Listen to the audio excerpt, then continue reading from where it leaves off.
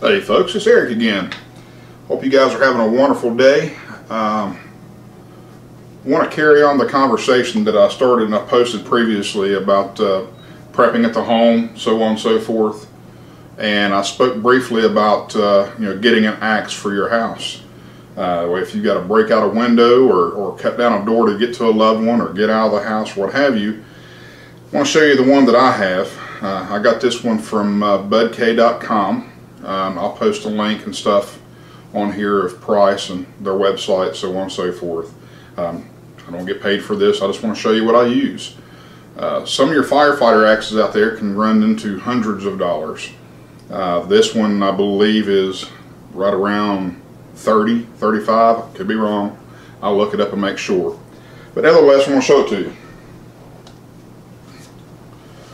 This is the one that I have. It's in the area where I keep the rest of our preparations and so on and so forth. Don't want to go into exactly what we have in there. But this is a, what is the name of it?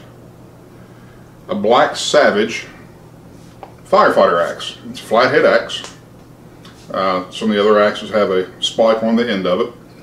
Let me move up here a little bit more, you can see it. Has a little plastic rubberized cover over the bit part. Sorry about that. And like most of your firefighter axes, it's not really super sharp. It's not like a wood cutting axe or a woodsman axe. This is made for forced entry, forced egress. It's made to throw hard and break stuff to get you to where you need to be. This is the axe that I carried when I was in the fire service with me. When I got off the truck, one of the rules of the truck, you don't get off the truck without tools in your hands. A set of irons, axe, something. Have a tool in your hand. This was my go-to. With this, you can take a door down with it, knock a doorknob off, take a window out. You can chop through a wall, chop through a floor, cut ventilation in a roof. These things are just wonderful to have, and it's not very heavy. It is a fiberglass handle with a rubber grip. Got a little bit of a contour to it. Very comfortable axe. Very nice, well-built axe just to have. You know, like I said, it's right around 30 bucks or so. The finish and things on it's not that great. The head is, go here where you can see it, epoxied on. I've read about, I've talked to a few people who has these and they've never had a problem with them. They've never came loose. I did sharpen it just a little bit, like we always do with our axes, just put a little better edge on it. But folks, you know, going back to the prevention in the home and getting ready for things that can happen every day, you know, the biggest threat you have in your home is fire. It could happen in the middle of the night while you're sleeping. And if you don't have a smoke detector, chances are you're not going to wake up. You know, I used to do, I've been doing knives and flashlights and things like that, and I've talked to a few of my fire buddies, and I've been watching the news and seen some families in the paper in my area, and I'm talking about families of 5 dying in house fires. Like I said, I'm not a firefighter anymore. I was one for 10 years. Folks, this is a very, very important conversation to have. You know, some of your schools, they go through and talk to your children about a fire plan, escape plan, write you an escape plan, practice it. That way when it's time to execute that plan, you don't have to really think about it, it's muscle memory. Sit down and make you a plan. Go over it with your children. Make sure they know their phone numbers, make sure they know their addresses. You know, what if mommy or daddy's not responding? They have to call 911. You know, if they call from a landline, chances are they're going to know where you're at from your phone, your address. But what if only thing they have is a cell phone? They can track you down by your cell phone, but it takes a lot longer and it's nowhere near as pinpoint as everybody thinks it is. Unless you have your phone GPS enabled and your local 911 has the ability to track that cell phone. So folks, just make sure you're ready. Talk to your children about it. You know, I want to do a series of these of I guess we could call it safety in the home or prepping for disasters in the home. The first one, maybe I might do one more if something comes up on fire safety, being ready. Check your smoke detectors every 6 months. Replace your batteries. Carbon monoxide, if you have a house that has gas appliances, carbon monoxide, get you a carbon monoxide detector. We'll touch on that briefly. Carbon monoxide is a low-lying gas. It stays low to the floor, and usually when it gets people is when they're laying down in bed. So you don't want your carbon monoxide detector way up on your wall, because by the time it gets up there, you're already breathing it, and bad things will happen. Get it down low to the floor.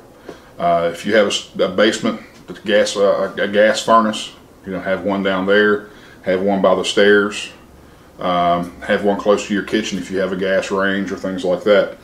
Big misconception: people want to put a smoke detector up, put a carbon monoxide detector right beside of it. Don't do that. Carbon monoxide is a low-lying gas. It stays close to the floor. So put your carbon monoxide detector down low. Have an escape plan. Make sure your kids or whoever's staying with you knows your address and your phone number. Get with your neighbors and let them know that my children will come over there. That way they don't get freaked out in the middle of the night if they hear banging on the door. Practice all of that. Make sure you have a fire extinguisher in your kitchen. A fire extinguisher that is suited to your kitchen. The most common fire extinguisher you can get is an ABC. You can get them any store. You can get them just about anywhere. This ABC. It's a good coverall. It's a powder type fire extinguisher. Of course, you can get into other water, CO2, so on and so forth. Just get you a fire extinguisher. Put it in your kitchen, guys. If you guys have a gun shop or a workshop downstairs, get you a fire extinguisher down there.